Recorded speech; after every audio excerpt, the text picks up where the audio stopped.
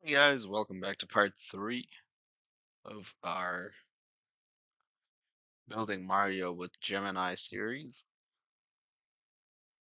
So we left off with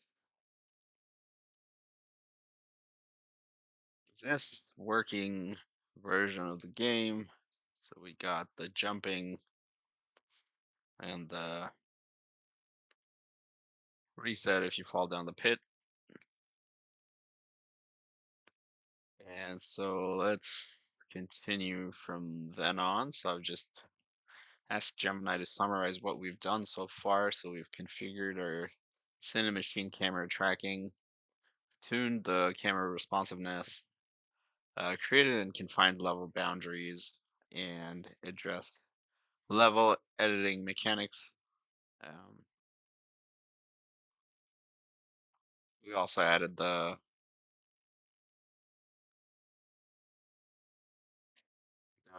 pitfall hazard at the very end, which causes you to replay the level if you fall off from any of the pits. So today I'll don't have as much time, so I'll probably keep this one around half an hour ish. So, but let's see what Gemini says we can accomplish in that time frame we have. So, let's move on. Um, Outline the next steps to get to the first playable level first, then we'll dive deeper into each step. First playable level, then we'll dive deeper into each steps. Okay, so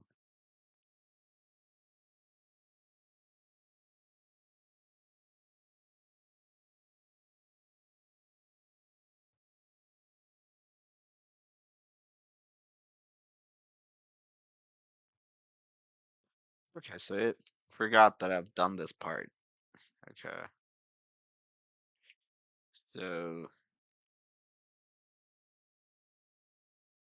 this part has been done and it is working as expected.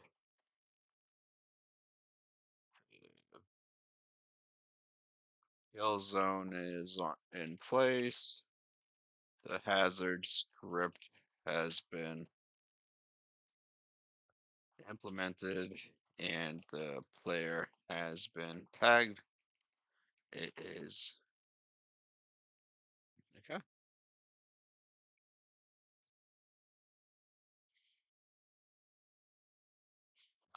All right, so now let's move on to step 2. Implement the win condition, the goal flag. We will set up a placeholder finish line that detects whether the player successfully beats the level. So it's going to be this guy or this section. And we're going to follow the instructions from here all the way down to here. So if you want to pause and take a look, or just watch me follow the instructions, and you can follow along as well.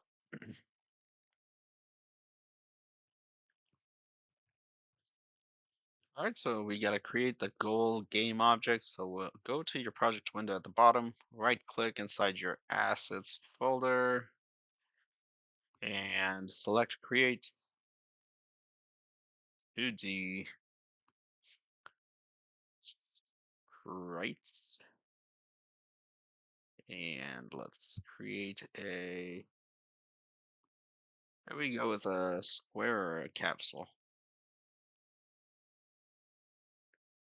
Um,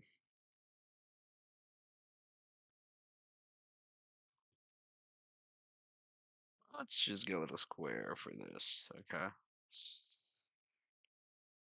So this is our goal sprite.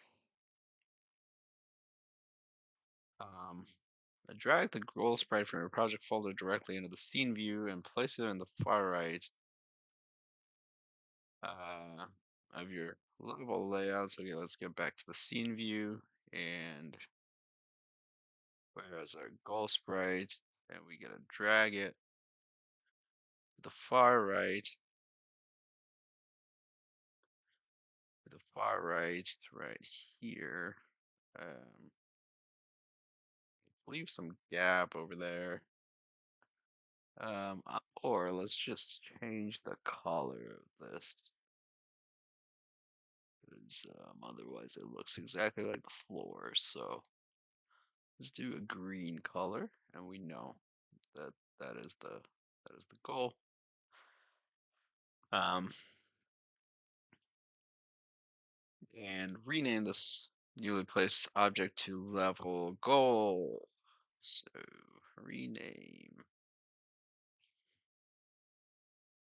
level goal and configure the wind trigger. So we need to make this object a sensor that detects the player passing through it. So select level goal in your hierarchy. Go to the inspector on the right and click add component. And we're gonna add a box collider 2D. On the box collider 2D component settings, check the box that says trigger or is trigger. Right, and attach the win script. We'll write a simple scalable script that prints a success message and can easily hook into your level data progression later. So go to your scripts folder and begin to create scripting, empty C# script, name it level goal, and we're gonna open it up to using VS Code. Of course, you don't have to, you can use your own text editor. And we're just gonna copy the code snippet that Gemini gave us and copy it over. And let me just make this a little bit larger so you guys can see. Um, save the file, switch back to Unity, and wait for it to compile.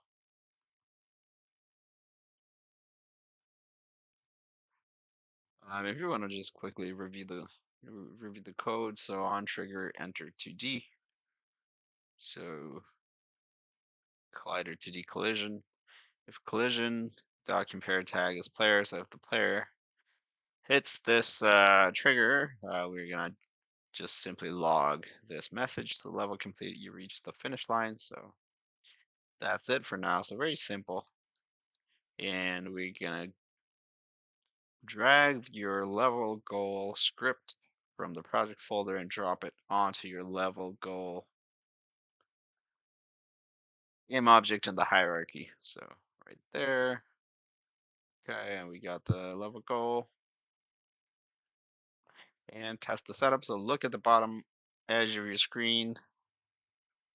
Moving on to this part. Look at the bottom edge of your screen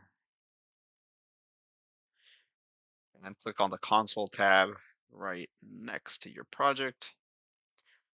Click the clear button. We don't have anything there, so we can just leave it as is. But if your console has some messages, just clear it out. And now press play and run your player to the flag. Okay, so I'll be careful. Okay, and the expectation is as soon as I hit this level goal object, um, the reason I'm stopped is because there are two level goal objects. I don't know where the second one came from, but as soon as I hit this goal, it should print a message on our console. So let's see if that works. Oh, it didn't work. Um, okay, so something must have gone wrong.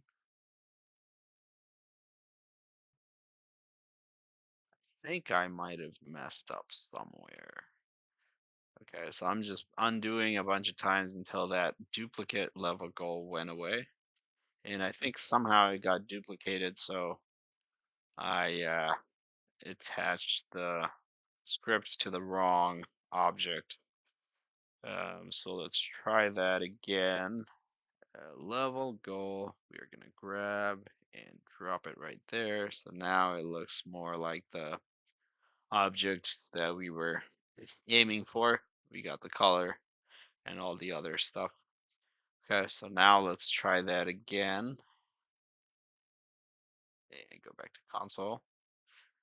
And is it gonna work? It's gonna print our message. Yep. So there we go. We level completed. You reached the finish line. Okay. So as many times as you hit that object, it's gonna give you that message. So it's working exactly as expected. Let's go back to Gemini and yes, the debug message triggers cleanly when we cross the finish line. Cool. So that means your core gameplay loop for a single level is completely working. You can now move, jump, fall to your death to restart and hit the goal line to trigger a win event. So now we need to tie this back into your scalable level architecture so that hitting this finish line actually unlocks the next stage and takes you there. So let's implement the final puzzle piece to make the level 1 fully transition to a level 2. But before we go, I just want to review that we've done all the configure the win trigger. We've done that. Um, okay, yeah. Eesh. So let's move on to these steps. So all the way up to here. So follow along. Step 1, create a level 2 scene. So right now you only have one scene, which is the sample scene. Yeah, sample scene right there. Let's save it. Um, we need a second one to load into. So look at your project window at the bottom and open your scenes folder. Let's go back to assets and then scenes and click on your sample scene file once and press Control D to duplicate it. So Control D and it duplicated the scene. Rename the scene file to level 02. So level 02, level underscore 02. Optional, double click level 02 to open it. You can, so, so now we got level 2 opened. Use your tile palette to quickly change a few blocks so it looks distinct from level 1. Save it and then go back to sample scene. So let's do that. Let's go back to scene view, tile palette.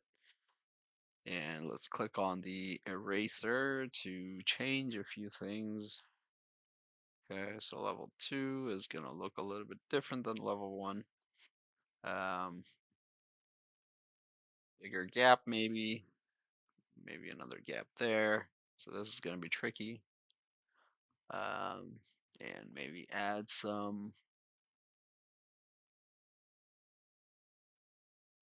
um, yeah, just make it a little different than the other one. So we're gonna, okay, and let's save it.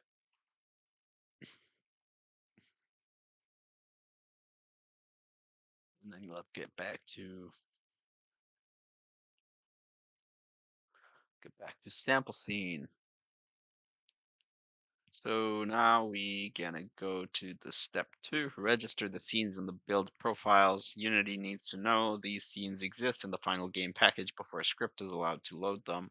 So go to File, Build Profiles.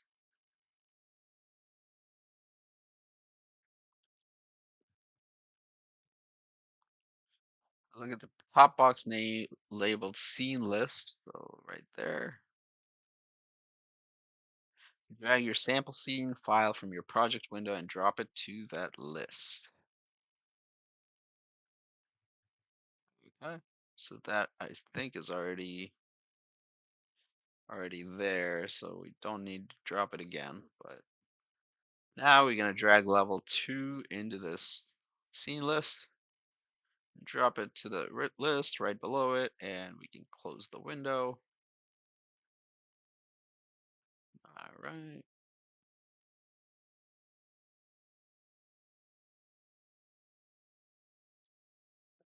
Now let's get to step 3.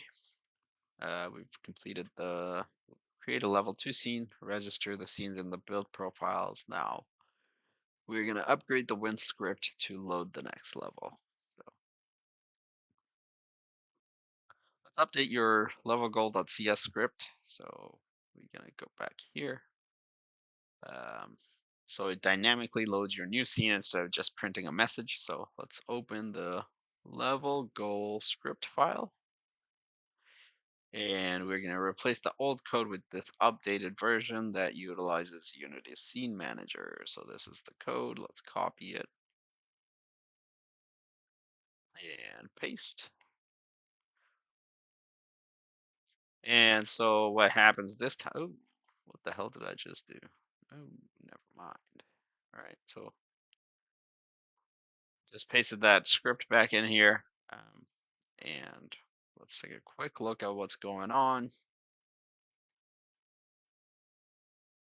So this is utilizing the scene management.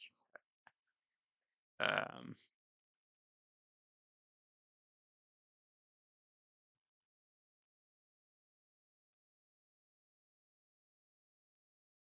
okay, so it's telling we have a string next scene name, which is level 02. And once we have that collision with our player, we're still going to get that message in our console, level complete, loading, and then we're going to print the next scene name, which is level 2. And then we're going to load the next level scene by its name string. So the scene manager comes in, and we call the load scene function, and we pass the next scene name. So it's going to load level 2. So save this file, go back to Unity, wait for it to compile.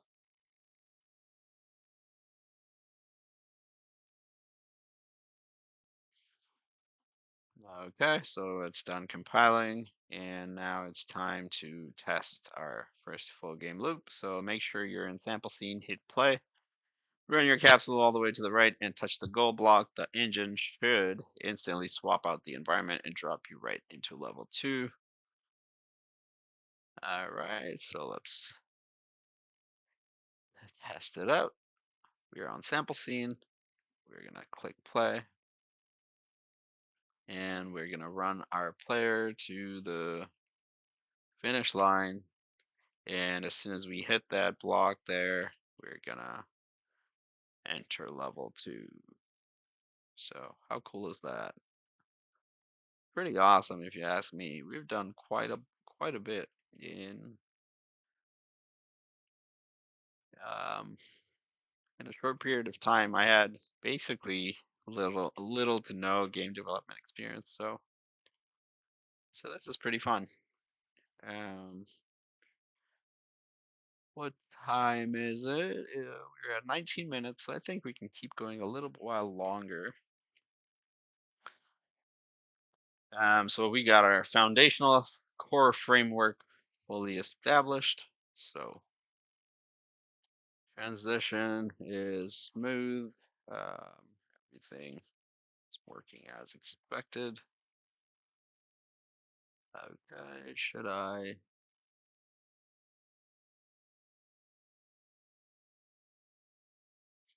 Now let's ask that question again.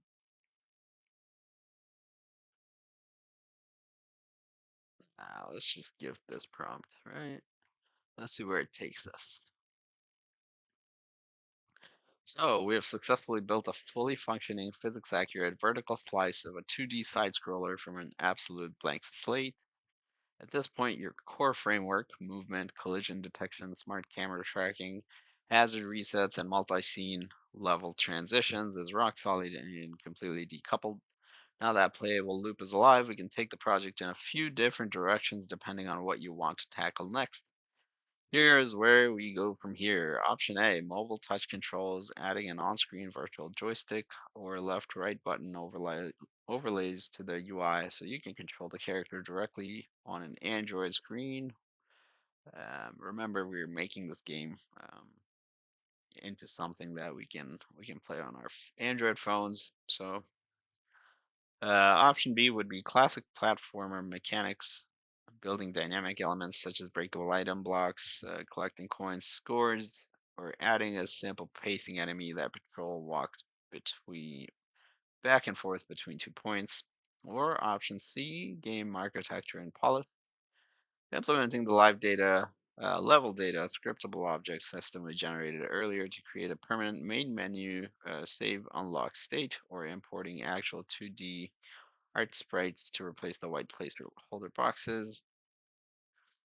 Um, I don't know what a game developer would recommend. So if you were a seasoned game developer, which option, oops, would you choose?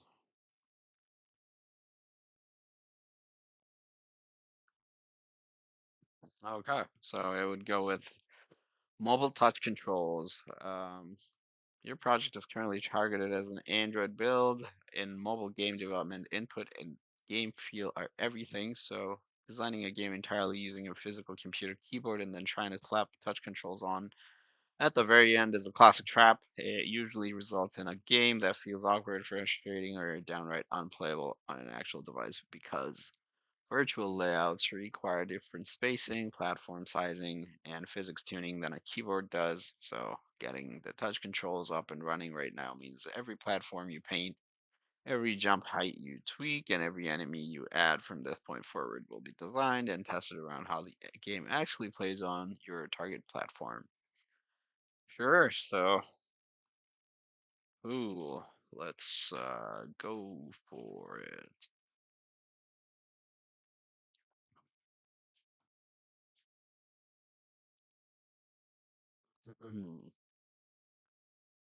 All right, so let's set up the mobile touch controls because we used Unity's modern input system and configured the player input component earlier. Adding the on-screen buttons is incredibly easy. We don't have to rewrite a single line of your movement script. We just need to map visual UI buttons to your existing move and jump options or actions. Okay, so here's how we build it. We're gonna follow along these steps. So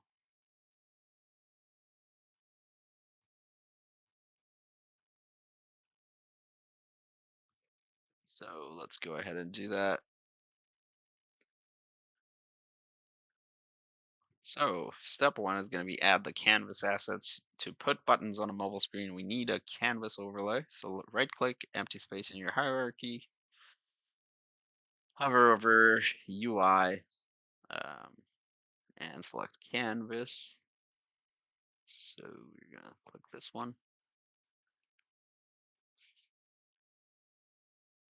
And this is going to add two objects. We got our canvas and we got our event system. Select the canvas. Find the canvas scaler component in the inspector. Canvas scaler. Right there. Use the UI scale mode drop down from constant pixel size to scale with screen size. All right. Set the reference resolution to 1924x and 1080 for Y. 1920, 1080. Matching the 18 to 9 landscape template layout we got here. All right, so we're going to move on to step two, which is create the on-screen movement buttons. we will build simple left, right, and jump buttons. So right click directly on your canvas object, hover over UI, and select panel. Panel. All right.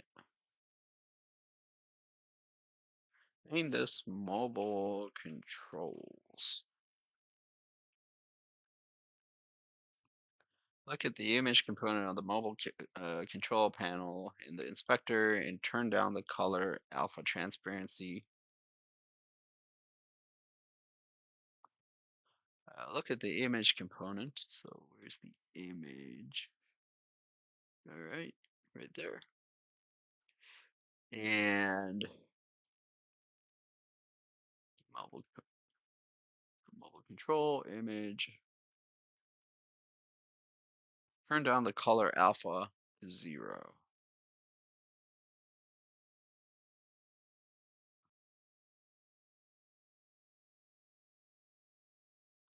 Um, I assume it's talking about this guy, but let me just make sure.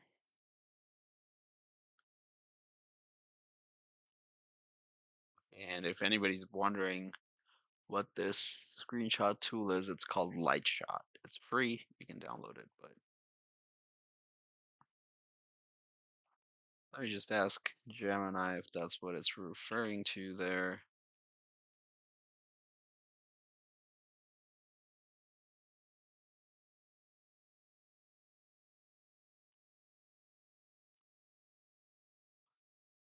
Just to address this question. For this instruction, am I looking at the right um, option? Highlighted. Highlighted in red.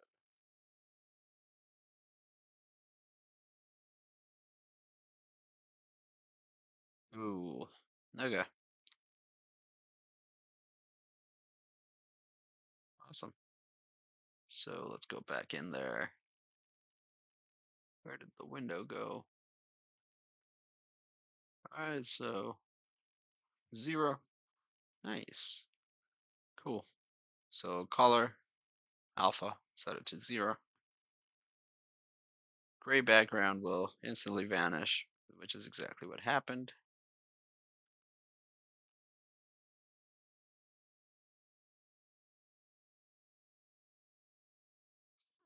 Okay, so right click on mobile controls and hover over UI, select button, Mesh Pro. This is we're creating the jump button.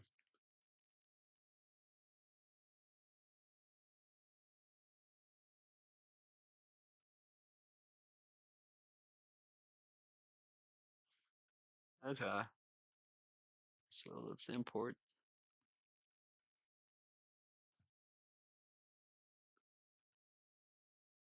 Um,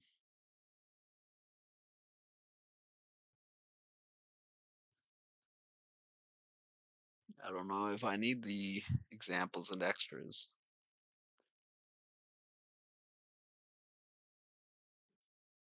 So let's ask Gemini, do I need TMP examples and extras? Do I need to import TMP examples and extras? I have already imported TMP essentials.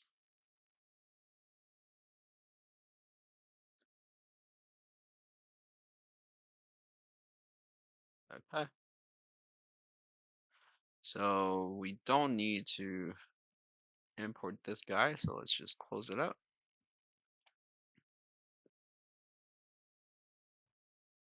Rename this to jump button. So rename to jump button. Hierarchy, select, click the arrow to expand the jump button and select its child text object. And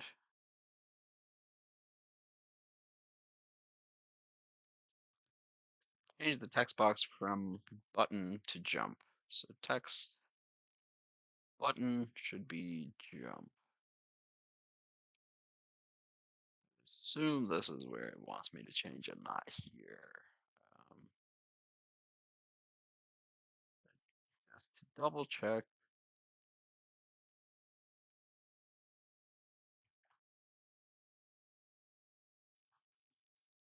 Did I change the text in the right place?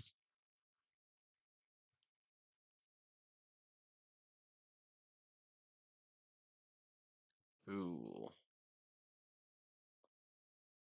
It just always goes ahead of itself. Just answer this question. I don't need you to tell me what to do next. I'm going to follow along. Anyway, select the jump button again and use the rect tool in the scene view. Position it. So let's get back to the scene view. Jump button.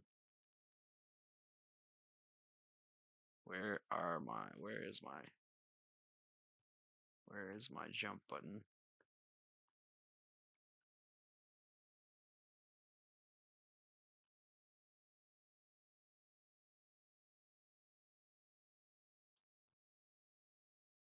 That button.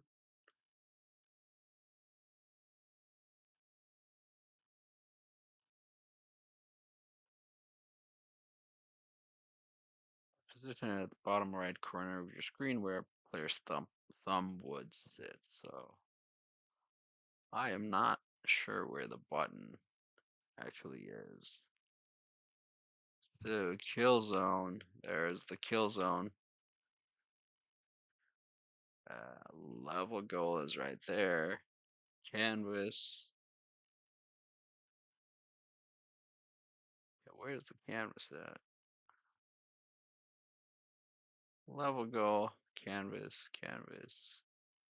Mobile controls.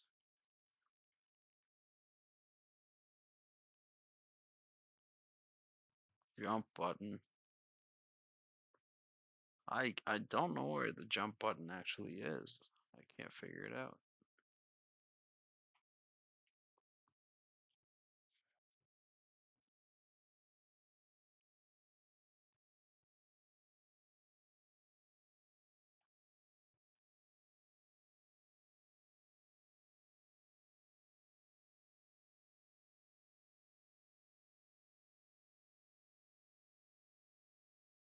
What if this was the 100 for now? Interesting. Okay. I think that may make it easier for me to understand. What the hell is going on out here? Didn't tell me I needed to resize the whole thing, but yeah, that's crazy. Um,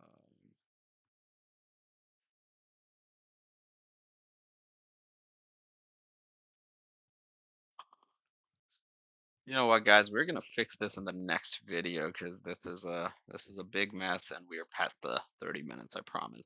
So we're gonna pick up right where we are leaving off, but this is it for this video, and I'll see you in the next one.